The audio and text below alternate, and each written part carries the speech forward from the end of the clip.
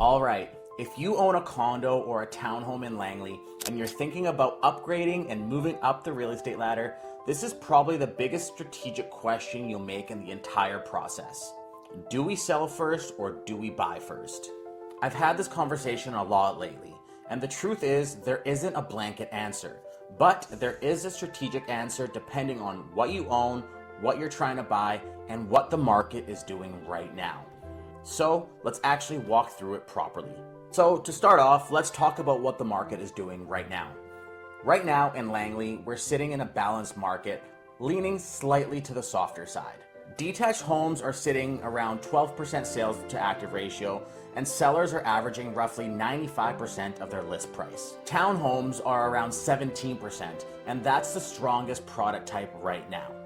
And then condos are closer to 10% sales to active ratio, so they're slower and buyers have more choice. So now let me quickly explain what that means, because people throw out percentages without any context.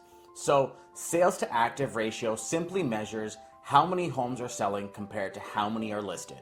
So for example, if condos are at 10%, that means roughly 1 out of 10 condos on the market are selling in any given month. If detached homes are at 12%, that's roughly 1.2 out of every 10 are selling. And then townhomes being at 17%, that's about 1.7 out of every 10 are selling. So typically under 12% usually leans to a buyer-controlled market. Between 12 and 20%, it's balanced, and then above 20% starts leaning towards a seller's market. So right now, condos are selling slower, townhouses are probably the strongest of them, but still balanced, and detached homes are balanced with lots of room to negotiate. Inventory has also increased month over month, and prices have corrected roughly 5 to 10% in certain areas. So this is a market where strategy matters. Now, let's dive into the different product types and what that means. Most people oversimplify and say the market is slow or the market is hot, but the product you own matters more than the headline. The real estate ladder is usually incremental. You build equity from a condo and move into a townhome, and then from a townhouse to a detached.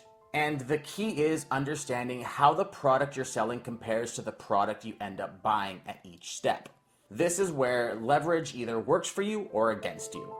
If you're selling something that's moving consistently and buying something that's sitting longer, you may have more negotiation power on the purchase side. And then if you're selling something that's slower to sell and trying to buy something that's competitive, that's a completely different strategy. You can't make the right decision without understanding that dynamic. So let's go into the different options of either sell first or buy first. Option 1, selling first. In most situations, especially if finances are a little bit tighter when moving up the ladder, selling first is the most disciplined move. When you sell first, you know exactly what you sold for, what your true equity position is, and you also know what you qualify for, and you remove the guesswork. And in real estate, guesswork is what creates stress in the process. So for example, if your condo or townhome sells stronger than expected, that's great, and that may allow you to stretch your budget a little bit further. However, if it sells slightly lower than you had hoped for, at least you know before committing to the next purchase, and you can adjust your strategy. What I often see is people emotionally committing to the next home before knowing their real numbers, and that's when pressure builds. Selling first removes that pressure. You also become significantly more competitive when you're buying. When you walk into a purchase, already know that you're sold and you're sold firm, you're negotiating from a place of strength. You don't need a subject to sale, you don't need long conditions, and you can act decisively.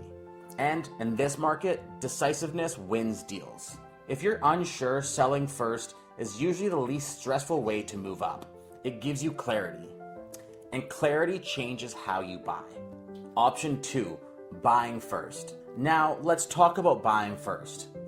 In most cases, buying first means you're buying subject to the sale of your current home. So how this works is you find the property you want, you write an offer, and that offer is conditional on your home selling. This can make sense if you're in a strong financial position, because typically you're going to have to list your home very competitively.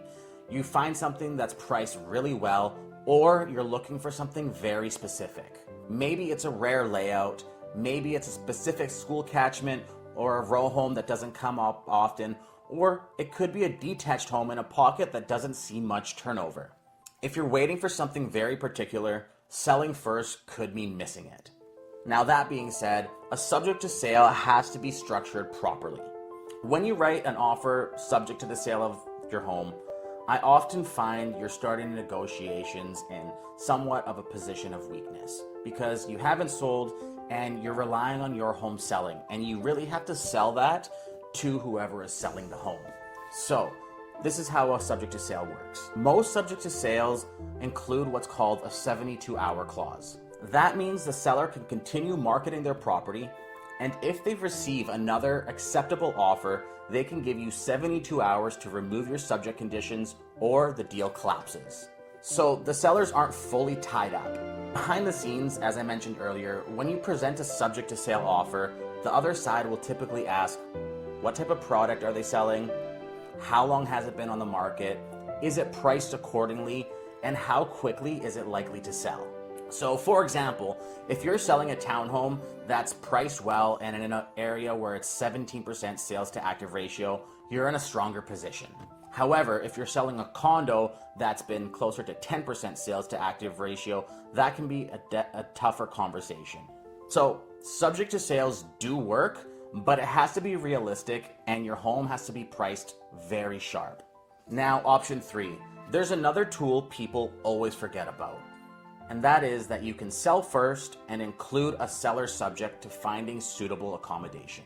That means you can accept an offer on your home, but that sale is conditional on you securing a property to buy. So instead of the buyers being subject to sale, you're protecting yourself as the seller. This gives you time and flexibility. Now, buyers may negotiate tight timelines, but when it's structured properly, it's a strong middle ground. So now, most people are probably watching this because they're trying to move up the real estate ladder. So, in general, most people move up step by step. Condo to townhome, then townhome to detached. And the gaps between those steps are where stress usually lives. But here's what I think people are missing right now. This market actually presents opportunity. We've seen a correction of roughly 5 to 10%, and the detached prices in certain pockets have adjusted significantly. There are detached homes trading very close to $1 million right now in Langley, and that was definitely not happening a few years ago. When the detached market corrects, the gap between townhome and detached compresses, and that's your window. The sooner you move up the ladder, the better positioned you are if values increase over the next 5 years. And here's something I tell my clients all the time. Do not fixate on your sale price.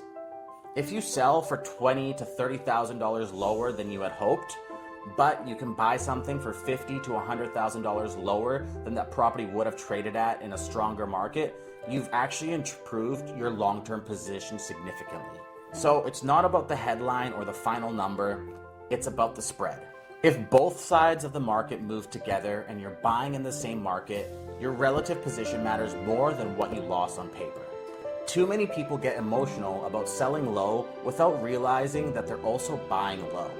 So when you zoom out and think long term, that perspective changes everything. Now, one last piece here that we haven't talked about is dates. Dates matter more than people think, especially when you're doing a sell and buy. So the one piece that gets overlooked is the date structure. When you're coordinating a sale and a purchase, dates are critical. Ideally, what you want is for your sale completion to happen 1 to 2 days before your purchase completion. And that's because completion day is when monies are transferred. So when you're buying something, you need to make sure that you have money in your bank account before your purchase comes up. So that's why we typically like to see a 2-day spread, just in case on completion day, if there's any complications. We don't want to be in a situation where the day after comes and you still don't have your money. So this ensures funds transfer smoothly and everything is ready for the buy side. Now you may be thinking, well, how does the move-in part work? So in many situations, we build a 2 to 3 day gap between completion and possession so that your move is seamless and your home is ready for the next buyers. So when dates are structured properly, the move feels smooth.